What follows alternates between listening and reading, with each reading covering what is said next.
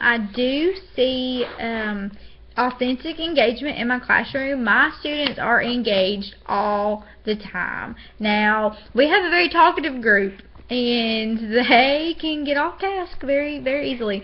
But I think they get off task because they are engaged in the lesson, and they just really like talking to each other all the time.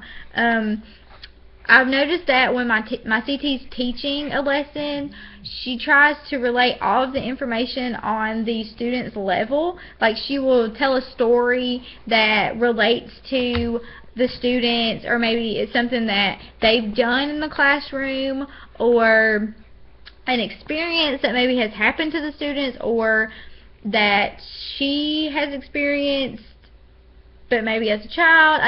She tells stories, and she really just gets the students engaged that way, how she talks to them, and she tells them different information, and she'll tell it different ways. So the students who maybe they don't like dogs, but they like cats, and she'll talk about, the different things. And I really think that has worked in getting the students engaged and ready for the activities. But sometimes I don't feel like the students understand the information, and the time limit in the day is so crunched that the teacher can't take extra time teaching the students what they don't understand. So I kind of feel like sometimes the students get pushed to the side.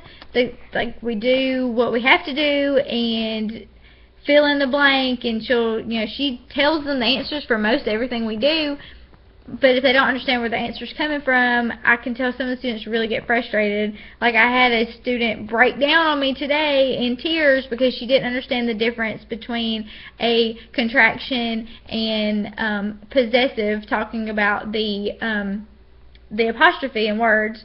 So she was very confused and very concerned, and she wanted to do good because she's one of the best students in the classroom, and she was in tears. And I just took extra time to sit down with her, explain what both of those words meant, explain how they were different and how they were similar, and then she understood. She understood exactly what was being asked of her on her paper, but she needed it explained a different way. And sometimes I feel like that doesn't happen in the classroom, and I don't think it's my CT's fault. I just think it's the fact that there's not enough time for everything that needs to happen in a day. The classroom, we have books on all different levels in our classroom. We have baskets of books that are AR books or just for fun books, and she has them labeled from like kindergarten all the way to 5th grade. She has taught all of those grades, so she has books for all of them. And the students, during their free time or their book nook time, or just any time during the day that they have free reading time, they get to go to the baskets and they can pick a book if they've read their AR books and stuff like that. And it's based off of their level, but I have noticed this in my classroom, and I don't think it's my teacher's fault. I just think she wants all the students to do well. And like, one student this week checked out 2 AR books, but they were above his reading level. And I understand that the students need to read books on their level because they have to take tests, and that's important. But he was wanting to check out chapter books because there's several kids in the classroom that are reading chapter books. And I think these books look neat because they had animals on the cover and like magical looking creatures and that kind of stuff. And he really wanted to know what these books were about.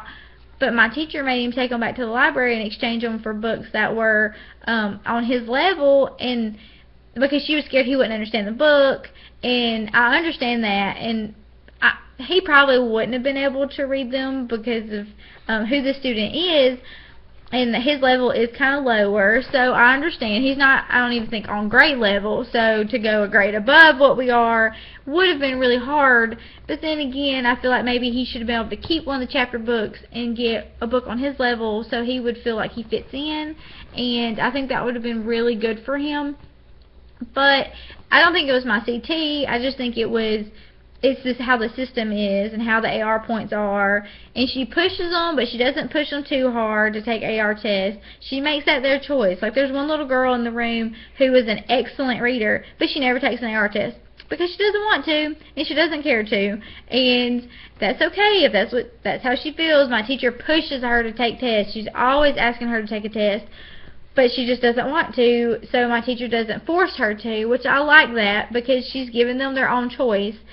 Yes, it could possibly hurt them in the long run, but really what's an AR point, in my opinion? I never was very successful at AR points because I didn't read fast, and it was embarrassing to me. So I just feel like my teacher handles the AR situation very well from what I can see.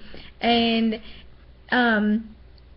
in my classroom, I don't know if like everything's connected to the curriculum or not. I mean, obviously everything's based on standards. She has showed me how everything they do has a standard that goes along with it. So we're learning that right now, and that is definitely what they're doing in the classroom. But from what I can tell, the students really like the curriculum. It's obviously working well if they're going to be advancing and getting it for everyone. So I'm just anxious to see if one day I have a program like this, or if it changes again, and what else happens in my practicum while I'm there for the next 3 weeks. So I guess that is about it. I think I covered everything. Thank you.